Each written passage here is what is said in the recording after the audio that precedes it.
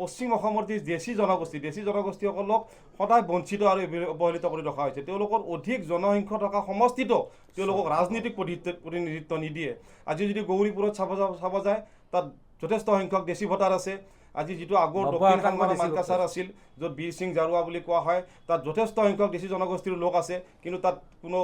দেশী জনগোষ্ঠীৰ তাত নেতা সৃষ্টি কৰিব নিদিয়ে আজি গলকগঞ্জতে হওক বা যি বিলাসীপাৰাতে হওক দেখিব আপোনালোকে দেশী জনগোষ্ঠীক সাংঘাতিকভাৱে ৰাজনৈতিকভাৱে তেওঁলোকে যি বৰ্তমানৰ প্ৰতিটো ৰাজনৈতিক দলে এক প্ৰকাৰ ষড়যন্ত্ৰত লিপ্ত হৈছে আৰু কংগ্ৰেছ দলক চাইছোঁ কংগ্ৰেছ দলে বিশেষকৈ নামনি অসমৰ যি দেশী জনগোষ্ঠী সেই দেশী জনগোষ্ঠীসকলক সবাতোকৈ ক্ষতিগ্ৰস্ত কৰিছে এই কংগ্ৰেছ নামৰ দলটোৱে কাৰণ তাত য'ত দেশী ভোটাৰ আছে অধিক দেশীৰ সংখ্যা আছে তাতো তেওঁলোকে পূৰ্ববংগীয় এজন ব্যক্তিক দেশীৰ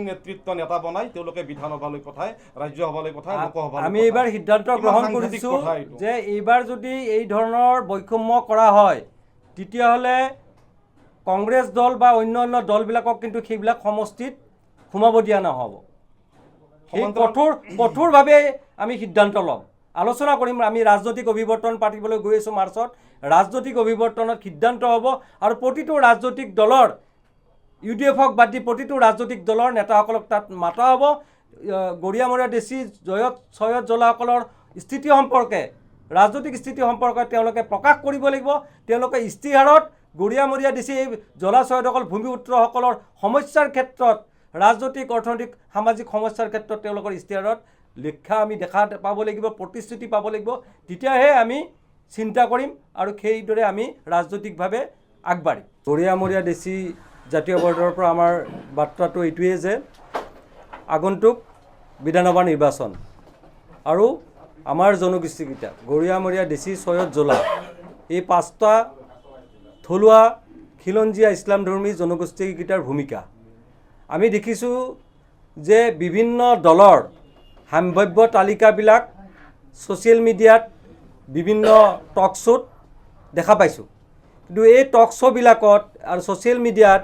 আমি গৰিয়ামৰীয়া দেশী সৈয়দ জলাৰ যি 40 লাখ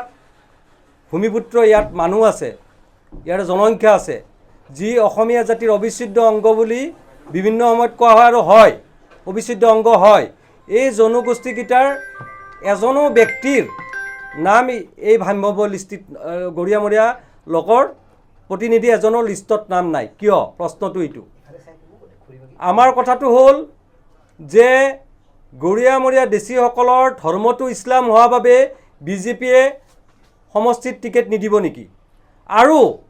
কংগ্ৰেছে আমি মিয়া মুছলমান হোৱাৰ কাৰণে আমাক টিকেট নিদিব নেকি প্ৰশ্নটো এইটো আমাৰ আৰু দ্বিতীয়তে অখিল গগৈ ডাঙৰীয়া শিৱসাগৰত অধিকাংশ গৰিয়াৰ ভোট পাই পেলাই তেওঁ নিৰ্বাচন বিধানসভাত যোৱাবাৰে জিকিছে কিন্তু সেই অখিল গগৈ ডাঙৰীয়াই আমি লক্ষ্য কৰিছোঁ যোৱা 5টা বছৰত গৰিয়ামৰীয়া দেশী সৈয়দ জলাসকলৰ সমস্যাক লৈ আজি ভূমিৰ পাট্টাৰ যি ব্যৱস্থা কৰা হ'ল বা উচ্ছেদ যি হ'ল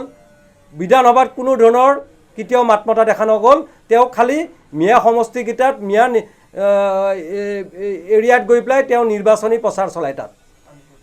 আৰু ঠিক তেনেদৰে অখিল গগৈ ডাঙৰীয়াৰ গৰিয়ামৰীয়া দেশী সৈয়দ জলাসকলৰ যি জাতীয়বাদী সংগঠন মানে দল বুলি কোৱা হয় অখিল গগৈ ডাঙৰীয়াৰ দলটোক এই দলটোৱে গৰিয়ামৰীয়া দেশী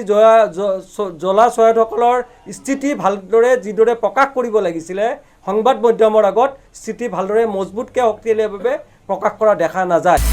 আপুনি বিচৰা বাতৰি পাব কেৱল নিউজ 18 এপত নিউজ 18 এপ ডাউনলোড কৰিবলৈ স্ক্যান কৰক এই QR কোড গুগল প্লে ষ্টৰতো পাব এই নিউজ 18 এপ